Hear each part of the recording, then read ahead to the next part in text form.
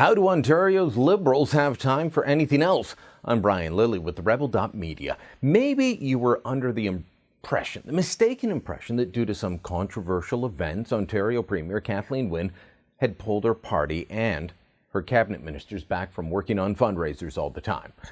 That would be a mistake, because listen carefully to what Kathleen Wynne actually said back on April 11th. This discussion is born of a desire and a need to update rules. This discussion is not born of any allegation of wrongdoing. I think what has happened over the last couple of weeks, quite frankly, is there's been a public discussion that has become politicized, so it has been in the interest of some to suggest that there is wrongdoing. And that's just not the genesis of the conversation. So she said that she was ending private fundraisers, not all the fundraising events that were going on across the province. This came about after it was revealed one too many times that ministers like Bob Chiarelli and Charles Sousa were holding private fundraisers attended by industry lobbyists or insiders, the very people these two men were doing business with on behalf of the government or regulating. And they were collecting up to $7,500 a head at intimate fundraisers where you were guaranteed FaceTime with the minister, or at one, even the premier. So that is what Wynne cancelled. Not all the fundraisers, not even all the high-price fundraisers. A look at the Ontario Liberal Party website shows some of what I'm talking about. 9 different events over the next couple of weeks, ranging from $300 a head on April 25th at the University of Toronto to $1,500 per person with Charles Sousa, the finance minister, in Vaughan on May 11th. Look, I get that political parties need money to operate, and I get that Ontario doesn't have the same rules as the federal government.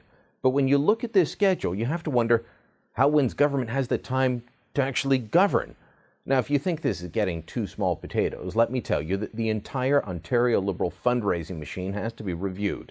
This is a party that has blurred the lines between party funds and government funds, just like the old Chrétien Liberals did. Firms that got corporate welfare donated more than $400,000 to the Liberals over a 10-year period. Now, which came first, the chicken or the egg, the donation or the government grant?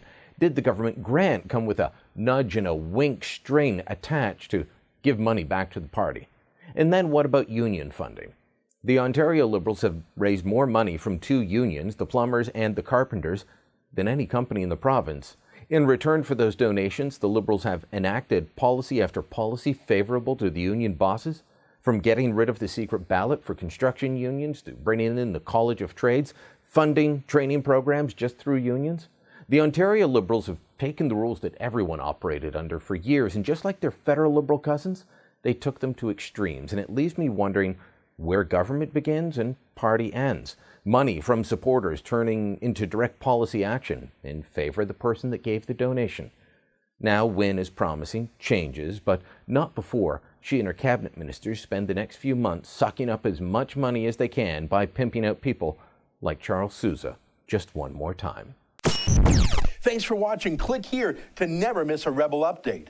Want even more of the Rebel? Well, click here to become a premium member.